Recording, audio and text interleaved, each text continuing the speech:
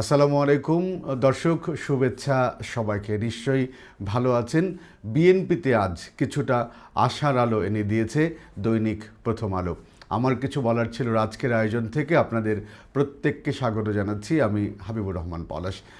যেই ইন্ট্রোটা আমি দিলাম যে বিএনপিতে আশার আলো এনে দিয়েছে প্রথম আলো, আজকে প্রথম আলো যে হেডলাইনটি করেছে, আজকে তাদের যে লিড নিউজ, সেই শিরোনামটি নিয়েই আজকে আমার এই আয়োজন। আমরা একটু শুরুতেই দেখি হুবহুব কি লিখেছে প্রথম আলো।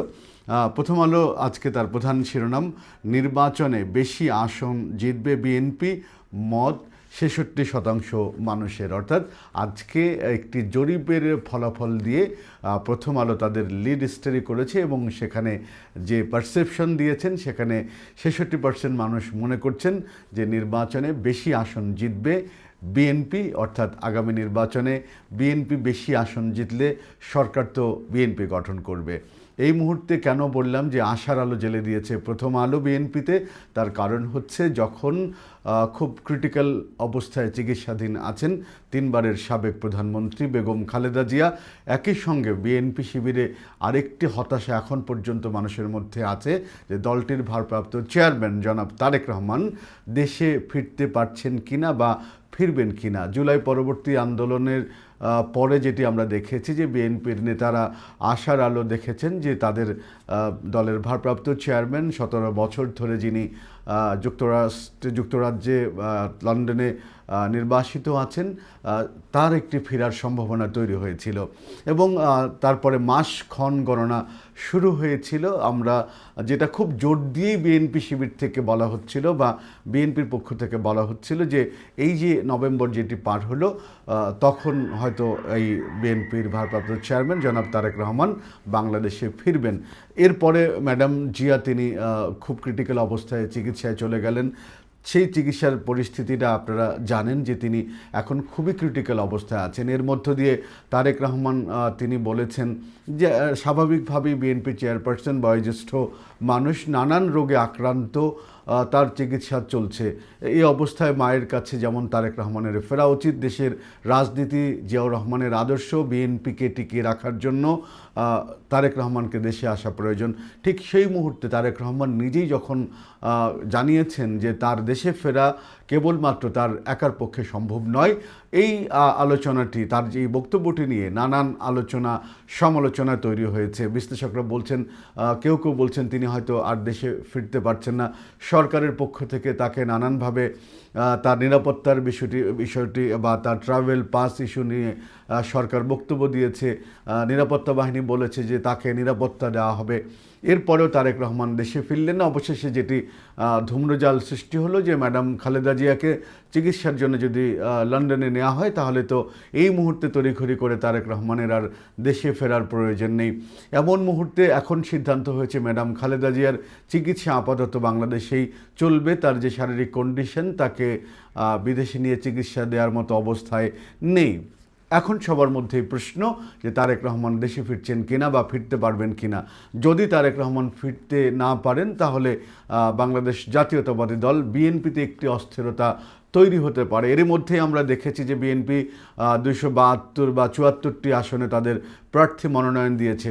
অধিকাংশ জায়গায় বিদ্রোহী প্রার্থীরা বেশ সরব আছেন, নানানভাবে তাদের পক্ষে জনমত তৈরি করছেন। এমন অবস্থায় যদি তারেক রহমান সশরীরে বাংলাদেশে এসে দলের হাল ধরতে না পারেন, তাহলে বিএনপির ভিতরের যে অস্থিরতা, সেটি থামানো সম্ভব হবে না। এটি পরিষ্কার করেই বলা যায়।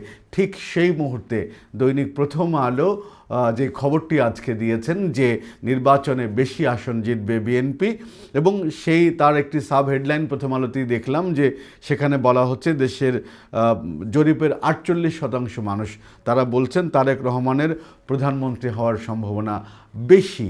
এবং এই জরিপে যদি আমি একটু দেখি যে বিএনপির পক্ষে বলেছেন ৬৫.৯% মানুষ, জামাতের পক্ষে বলেছেন ২৫.৯%, এনসিপির পক্ষে 0.৮% মানুষ এবং আওয়ামী লীগের পক্ষে বলেছেন ৭.২% মানুষ। এবং নির্বাচন ভোট নিরপেক্ষ হবে সেটিও বলছে এই জরিপে অংশগ্রহণকারীরা। 50% মানুষ মনে করছেন যে জাতীয় নির্বাচনটি আগামীতে যেটি হবে সেটি নিরপেক্ষ হবে। আমরা অতীতের যে শেখ হাসিনার আমলের যে নির্বাচনগুলো দেখেছি, সেই নির্বাচনগুলো খুবই প্রশ্নবিদ্ধ হয়েছে।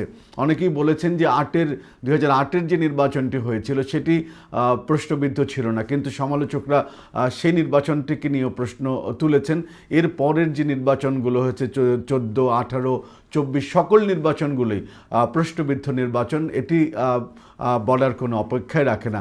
সেই সময় এসে আগামী নির্বাচন, যেটি ত্রয়োদশ জাতীয় সংসদ নির্বাচন, সরকারের পক্ষ থেকে বিশেষ করে প্রধান উপদেষ্টা তিনি স্পষ্টই বলছেন যে আগামী নির্বাচনটি বাংলাদেশের স্মরণকালের সবচেয়ে সেরা নির্বাচন তিনি করতে চান, তার সরকার করতে চান।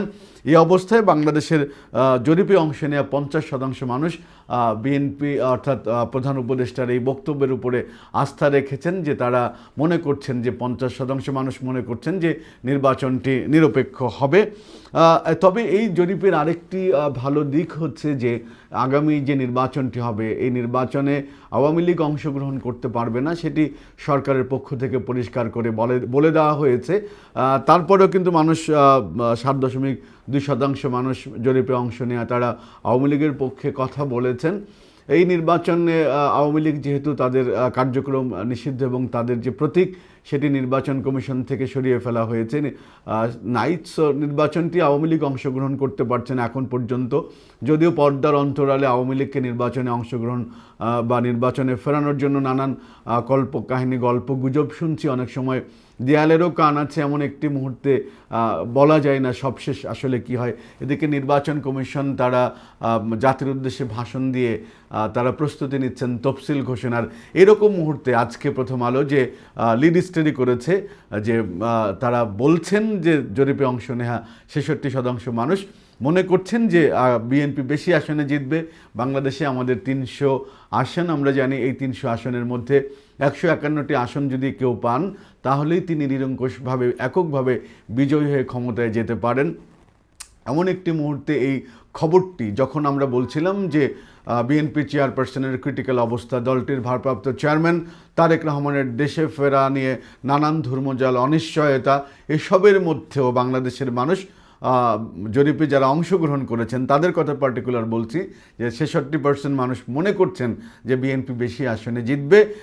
সেই কারণেই আজকে আমার বলতে দ্বিধা নেই যে আজকে বিএনপিতে আশার আলো এনে দিয়েছে দৈনিক প্রথম আলো। ধন্যবাদ সবাইকে, ভালো থাকবেন, আল্লাহ হাফেজ।